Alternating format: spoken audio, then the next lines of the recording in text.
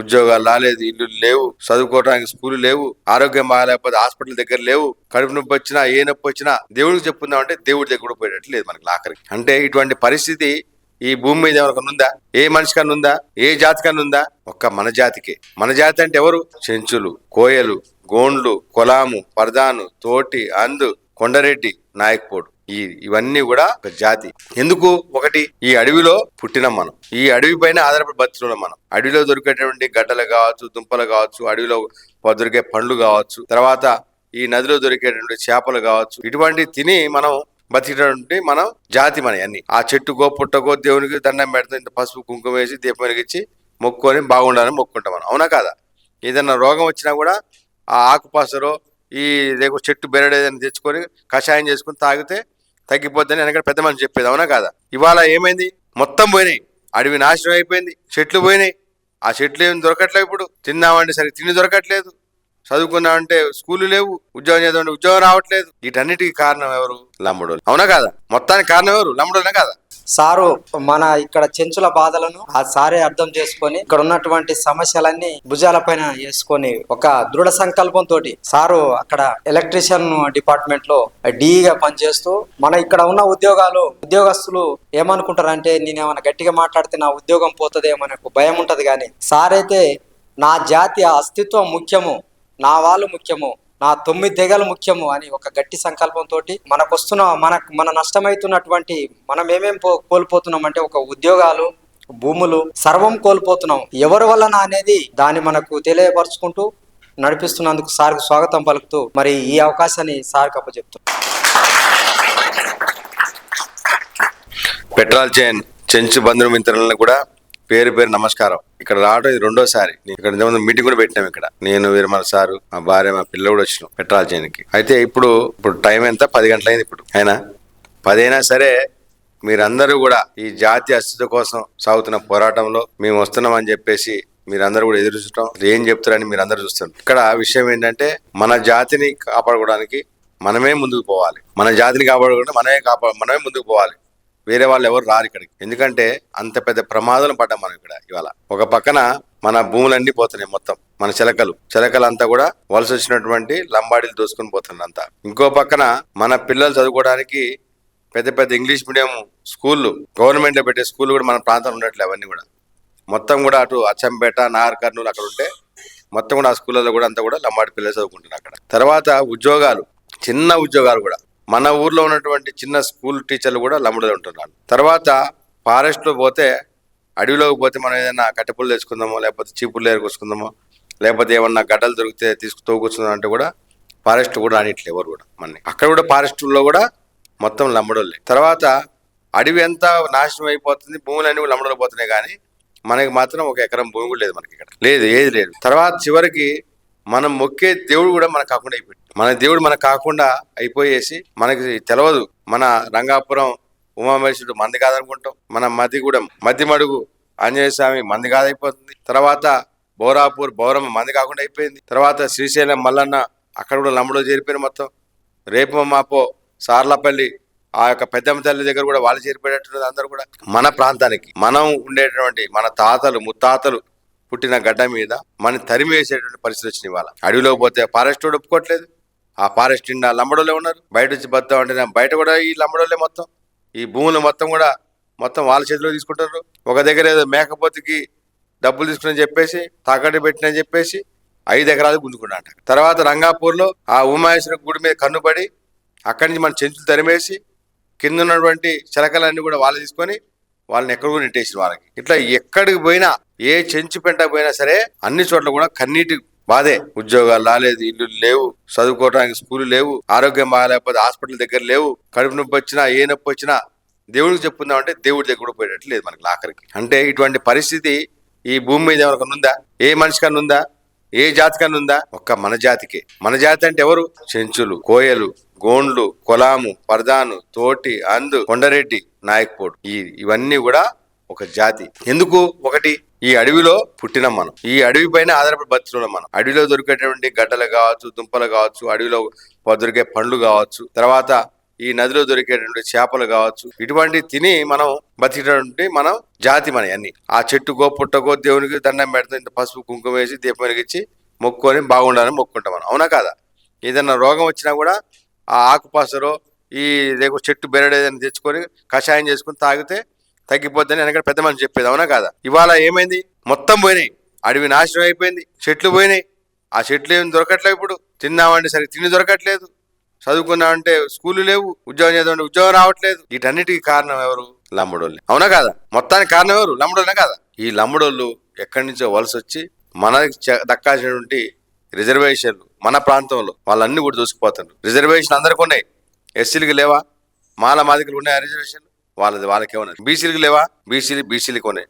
ఓసీలకు కూడా ఉన్నాయి రిజర్వేషన్. ఇప్పుడు ఇలా ఓసీలకు కూడా వెనకబడినటువంటి పేదలు ఎవరైనా ఉంటే 10% రిజర్వేషన్ నరేంద్ర మోడీ గారు ఇచ్చిన వాళ్ళకి. మరి మన రిజర్వేషన్ ఏమైంది? మన ప్లేట్ మనకు ఉండాలి కదా. ఇప్పుడు ఇద్దరికి భోజనం పెట్టిండు, పెద్ద మనిషికి పెట్టిండు, నాకు పెట్టిన భోజనం. ఆ ప్లేట్ తింటే ఆయన తింటాడు, నా ప్లేట్ నేను తింటా. ఆ ప్లేట్లో ఏమన్నా ఎక్కువైతే కొద్దిగా మన వాళ్ళకి పెడతారు, ఆయన పెట్టుకుంటారు ఆయన కదా. ఇక నాకు బలం ఉందని చెప్పి ఆ పెద్ద మనిషి ప్లేట్ కూడా తెచ్చుకొని తింటే ఊకుంటారా మీరు? ఇక నా ఒక్కరికి కడుపు ఉందా? లేదా? పెద్ద మనిషి లేదా? వాళ్ళ మనవాళ్ళకి లేదా? మనవరాలకు లేదా? ఇవాళ పరిస్థితి అది. అందుకని మనం ఏమంటున్నాం అంటే, రాజ్యాంగంలో ఎవరి ప్లేట్ వానికే ఉన్నది, మా ప్లేట్లు మేము తినాలి, చెంచులు తినాలి, కోయ తినాలి, గోండి తినాలి, కొండరెడ్డి తినాలి, నాయకుడు తినాలి. నీకు అసలు ఈ ప్లేటే లేదు, నీకు అసలు నీ ప్లేట్ లేదు ఇక్కడ. అసలు నీ ప్లేట్ లేనివాడు వచ్చి ఇలా నా ప్లేట్ గుంజుకొని తింటున్నావు కాబట్టి నిన్ను తొలగించాలనేటువంటి పోరాటం మొదలుపెట్టి 2017 సరువు నగర్లు మొదలుపెట్టినాం, 2019 ఢిల్లీలో పెట్టినాం, మళ్ళీ ఒక పక్కన సుప్రీంకోర్టులో కేసు వేసినాం, మళ్ళీ అందరి నాయకుల దగ్గర పోయినాం, నరేంద్ర మోడీకి మొక్కినాం, అమిత్ షాకి మొక్కినాం, తర్వాత కేంద్ర మంత్రులు అందరూ మొక్కినాం, రాష్ట్రానికి చెందినటువంటి ఇక్కడ నాయకులకు మొక్కినాం, అందరికి లాస్ట్కి సుప్రీంకోర్టులో కేసు వేసినాం. ఇవాళ సుప్రీంకోర్టులో వీడు కాదు అని తీర్పు వస్తుందని చెప్పేసి లంబడోళ్ళు గోల పెడుతూ మన రెచ్చగొట్టి మమ్మల్ని ఏం చేయలేరా మీరు, మేము 60 లక్షలు ఉన్నాం, మీరు అందరు కలిపినా కానీ తిప్పి కూడా 10 లక్షలు లేదు, మీరు 9 తేగలు కలిపినా 10 లక్షలు, మీరు ఏం చేస్తారా అంటారు. భయపడతాం మనం? భయపడం. యుద్ధాన్ని పడించాం, ధర్మ యుద్ధాన్ని. ఎట్లా? అప్పుడు పాండవులు కౌరవులు తెలుసా? అయినరా? పాండవులు 5 కౌరవులు 100 మంది ఉన్నారు. ఎవరు గెలిచిండ్రు? ఎందుకు గెలిచిండ్రు? ధర్మం న్యాయం వాళ్ళ పక్కన ఉంది కాబట్టి పాండవులు గెలిస్తే వాళ్ళ రాజ్యం వాళ్ళకి దక్కింది, అవునా కదా? అట్టనే మన ధర్మం, మన నీతి నిజాయితీ మన దగ్గర ఉన్న నీతి నిజాయితీ ఎవరికి ఉందా? కాబట్టి ఖచ్చితంగా ఏది ఏమైనా సరే మనమే గెలవబోతున్నాం. సుప్రీంకోర్టులో కేసు చేసినటువంటి కేసు మళ్ళీ డిసెంబర్ 9కి విచారణకు వస్తుంది కాబట్టి ఖచ్చితంగా మన యొక్క దేవతల ఆశీస్సుని అందుకనే మొక్కుతున్నాం. నేను కూడా చేతిలో పట్టుకొని సమ్మక్క తల్లిని పట్టుకొని ఎందుకు తిరుగుతున్నా? కాళ్ళకు చెప్పులు తీసి ఉపవాసం ఎందుకుంటాను? కింద ఎందుకు పండుకుంటున్నా? ఈ జాతిని కాపాడటానికి ఆ శక్తి వాళ్ళ దగ్గర ఉన్నది. ఆ సమ్మక్క తల్లి కావచ్చు, పెద్దమ్మ తల్లి కావచ్చు, ఆంజనేయ స్వామి కావచ్చు, మన శ్రీశైలం మల్లన్న కావచ్చు, ఎక్కడెక్కడ దేవతలు ఉన్నారు మనకి అందరు కూడా లేరా? అడవి నిండా దేవుళ్ళే మనకి. చెంచుల్లో దేవుళ్ళే ఉన్నారు, కోయిల్లో దేవుళ్ళే ఉన్నారు, గోండ్లో దేవుళ్ళే ఉన్నారు, నాయకపోళ్ళలో దేవుళ్ళే ఉన్నారు, భీమన్న ఉన్నాడు, లక్ష్మీదేవరు ఉన్నది, కొండరెడ్లకు దేవుళ్ళు ఉన్నారు. కాబట్టి ఈ దేవుళ్ళన్నీ మొక్కు తిరుగుతూ ఇవాళ ఖచ్చితంగా లంబడోలు తొలగిస్తేనే అన్ని జాతులు బాగుంటాయి. నా చెంచు జాతి కూడా బాగుండాలి, నా కోయ జాతి బాగుండాలి, నా గోండు జాతి బాగుండాలి. నేను ఎట్లయితే రిజర్వేషన్తో ఒక డీగా ఎన్నో ఈ పిల్లలు కూడా చదువుకొని వీళ్ళు కూడా ఇంజనీర్లు డాక్టర్లు కావాలి, మళ్ళీ మీ భూములు మీకు రావాలి, మన గుళ్ళల్లో మనమే పూజ చేసుకోవాలి, అవునా కదా? ఇవన్నీ మనయా వేరే వాడియా? రంగాపూర్ గుడి ఎవరిది? మధ్యమడుగు ఆంజనేయ స్వామి ఎవరిది? సార్లపల్లి పెద్దమ్మ తల్లి ఎవరిది? బౌరం ఎవరిది? శ్రీశైలం మల్లన్న ఎవరిది? ఇవన్నీ మనయే కాబట్టి మనం దక్కించుకోవడం కోసమే మరి ఈ సందర్భంగా అచ్చంపేటలో నవంబర్ 15 తారీఖున పెద్ద ఎత్తున మనం ర్యాలీ చేయాలి, మీటింగ్ పెట్టుకోవాలని చెప్పేసి ఈ యొక్క బిర్సా ముండా జయంతి సందర్భంగా.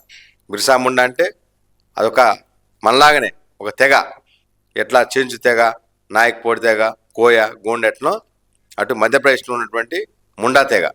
ఆ ముండా తెగినటువంటి పెద్ద నాయకుడు మన దగ్గర. వెనకట అప్పుడు హనుమంతప్ప పెద్ద బయలోడు ఉన్నాడు కదా, కుడిమిల పెద్ద బయలోడు. అట్లా బిర్సా ముండా అన్నాడు పెద్ద నాయకుడు. 25 సంవత్సరాల వయసులోనే బ్రిటిష్ వారిపై పోరాడి అప్పుడు ఆయన్ని తట్టుకోలేక జైల్లో వేసిండ్రు. బతికితే మళ్ళీ పోరాటం ఎక్కువ చేస్తారని చెప్పేసి అన్నంలో విషం కలిపి చంపేసిన ఆ బ్రిటిష్ వాళ్ళు. అయినా సరే ఆయన చచ్చిపోయాడు, కానీ ఆయన పోరాటం ఇప్పుడు కూడా మనం గుర్తు చేసుకుంటున్నాం. ఆయన యొక్క పుట్టినరోజు జయంతి 150వ జయంతి నవంబర్ 15 శనివారం. ఆ సందర్భంగా ఇప్పటికే కేంద్ర ప్రభుత్వం, రాష్ట్ర ప్రభుత్వం, రేవంత్ రెడ్డి గారు, అటు నరేంద్ర మోడీ గారు కూడా పెద్ద ఎత్తున ఆయన యొక్క ఉత్సవాలు చేయాలని చెప్పారు.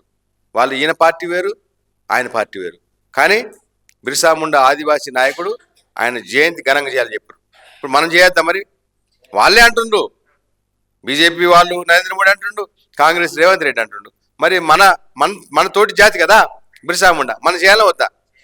చేయాలి. చేయడం కోసమే నవంబర్ 15న అచ్చంపేటలో పెద్ద ఎత్తున ర్యాలీ పెట్టినాం. దానికి కోయ, గోండ్, కొలాం, పరద అందరూ కూడా అన్ని చోట్ల నుంచి కూడా మొత్తం ఇక్కడ రాబోతున్నారు అచ్చంపేటకి. మీరందరూ కూడా అక్కడ రావాలి. మన యొక్క బృందాలు తప్పెట్లు గిప్పట్లు అన్నీ పెట్టుకొని మనం డ్యాన్సులు, కోలాటం అన్నీ ఆడుకుంటూ పోయి అక్కడ ఉన్నటువంటి ఫంక్షన్ హాల్, పటేల్ ఫంక్షన్ హాల్లో అక్కడ ఏర్పాట్లకి ఇప్పటికే చెంచు ఉద్యోగస్తులు అందరూ కూడా తలాయిని తీసుకొని భోజనాలు అన్నీ కూడా ఏర్పాటు చేస్తున్నారు.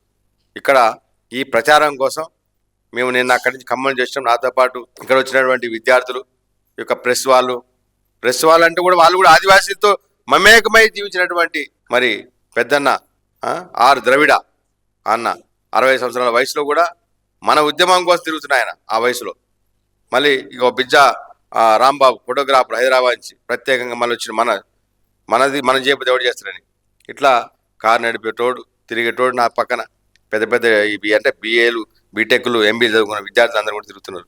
ఇట్లా మేము వస్తున్నాం అంటే మనం ఉన్నటువంటి ఇక్కడ పెట్రాల్ చైన్ మీ వాస్తవుడు, మీ బిడ్డ బొజ్జయ్య, చిన్నరాజయ్య, చిన్నంజయ్య, తర్వాత మన చిగుళ్ళ మల్లికార్జున్, తర్వాత బయ్యన్న, తర్వాత వీళ్ళందరూ మొత్తం శివ లింగేశ్వరు, మల్లాపూర్ బయ్యన్న, చెప్పిన బయ్యన్న అక్కడ బయ్యన్న అందరూ కూడా నిన్నటి నుంచి 10 మంది మొత్తం తిరుగుతూనే ఉన్నాం, ప్రచారం చేసుకుంటున్నాం. చివరికి ఇవాళ ఇక్కడికి వచ్చినాము. ఇంకా ఉన్నాయి తిరగాల్సినవి. మళ్ళీ పొద్దున్న లేస్తాం, మళ్ళీ పొద్దున్న మధ్యమడుగు ఆంజనేయ స్వామిని మొక్కి ఆయన్ని కాపాడుకోవాలి మనం, ఆయన మనని కాపాడాలి. ఇప్పుడు ఎట్టుందంటే దేవుడిని మనం కాపాడాలి, దేవుడు మనని కాపాడాలి. ఇప్పుడు శ్రీశైలం మల్లన్న మనం కాపాడాలి, మల్లన్న మనం కాపాడాలి. ఇప్పుడు మళ్ళీ రేపు సార్లపల్లి, అప్పాపూరు, రాంపూరు అటు లోపల అన్నీ తిరుగుతున్నాం. రేపు ఎల్లుండి తిరుగుతాము.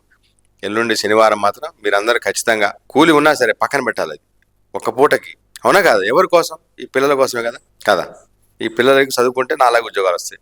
4 ఉద్యోగాలు వస్తే మా అమ్మ ఎట్లయితే ప్రశాంతంగా మంచిగా కూర్చొని ఉంటుందో, 3 పూటలు తింటుందో, మీరు కూడా అట్లా ఉంటారు కదా, అవునా కదా? వీళ్ళు ఉద్యోగాలు వస్తే ఇంకో పిల్లలు కూడా చదువుకుంటారు. వాడన్న ఉద్యోగం రాకపోతే ఏం చేస్తారు? చదువుకే పోరి. కాబట్టి ఈ రోజుల్లో చదువే ముఖ్యం. చదువుకుంటే ఏదో ఒక ఉద్యోగం వస్తుంది. లంబడోడు పోతే ఉద్యోగం రావటం ఖాయం. కాబట్టి మనం అందరం కూడా లంబడో తొలగించడానికి శనివారం రోజు ఉదయం 10 గంటల వరకు మీరందరూ కూడా అచ్చంపేట వాళ్ళని కోరుకుంటూ, మరి ఇంతసేపు ఎదురు చూసినందుకు కూడా మీ అందరికీ మరొక్కసారి పేరున ధన్యవాదాలు తెలియజేసుకుంటూ, పెద్ద మనిషి అందరూ కూడా మరి ఇక్కడ తీసుకొచ్చినటువంటి, ఇంకా రేపు తిప్పేది ఉంది, రేపు ఎల్లుండి సభ విజయవంతం అయ్యేంత వరకు కూడా తిరుగుతూ ఉంటాం మేము. ఆ శక్తి మన దేవతలందరూ కూడా, శ్రీశైలం మల్లన్న కావచ్చు, మన ఆంజనేయ స్వామి కావచ్చు, వీళ్ళందరూ పెద్దమ్మ తల్లి కావచ్చు, ఈ శక్తి మాకు ఇచ్చి ఈ సభ సక్సెస్ అయితే ఖచ్చితంగా కేంద్ర రాష్ట్ర ప్రభుత్వాలకి మనం ఎంత ఇబ్బంది ఎదుర్కొంటున్నామో ఇవన్నీ కూడా నరేంద్ర మోడీ గారి దృష్టికి, రేవంత్ రెడ్డి గారి దృష్టికి పోయి సుప్రీంకోర్టు కూడా కేసు మనం గెలిస్తే ఖచ్చితంగా మన పిల్లల భవిష్యత్తు, మన భవిష్యత్తు, అందరి భవిష్యత్తు బాగుంటుందని కోరుకుంటూ, జై ఆదివాసీ, జై ఆదివాసీ.